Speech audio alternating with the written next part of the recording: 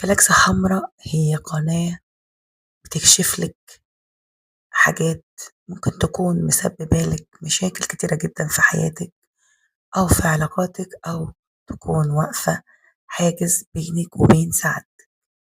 سميتها فلاكسا حمرا، ولكن أنا بقول عليها فلاكسا حمرا مش موجودة في مكان تاني. أنا هنا بكشف لك علامات وسميتها فلاكسا حمرا لأنها فعلا فلاكسا حمرا. لو شفتيها وعرفت إنك تلاحظيها هتقدري تغيري كتير جدا جدا في حياتك وفي علاقاتك، وتعيشي حياة أسهل وأفضل، وتكون علاقات جودتها أقوى. النهاردة هكشف لك أهم فلاجز حمرا في العلاقات اللي حوالينا، واللي ناس كتير جدا ممكن تكون واقعة يعني حبيسة التصرفات دي، مش عارفة تخرج منها لأنها مش مدركة النمط نفسه وتبعياته اللي ممكن تكون مسببة مشاكل كتيرة جدا.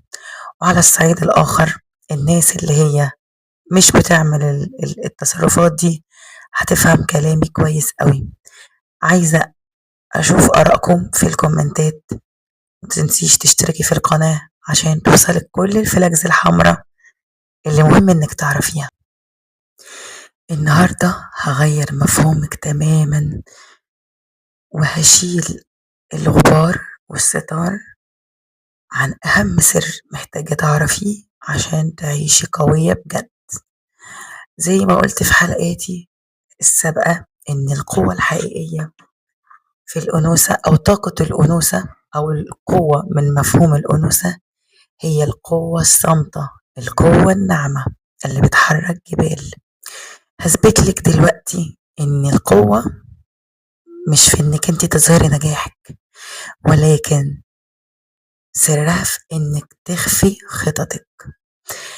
عارفة البنات أو الستات أو الناس اللي بتعلن انتصارها قبل ما تحققه، مجرد أفكار، تحفيز، خطة بتعلن عنها لأقرب الناس ليها، دي النوعية اللي من غير ما تحس بتخسر حياتها. مقابل إيه؟ مقابل إنها تثبت وتظهر إنها قوية وناصحة، وبتجذب ليها الناس المنافسين. عارفة يعني إيه استنزاف طاقة اللي الناس بتقعد تقوله في فيديوهات كتيرة جدا وانتي مش فاهماه، عشان كده مش عارفة تاخدي خطوة إنك تغيري من نفسك؟ هقدم لك حل مش هتلاقيه غير في قناتي، حلول على أرض الواقع. والسر يا ست الكل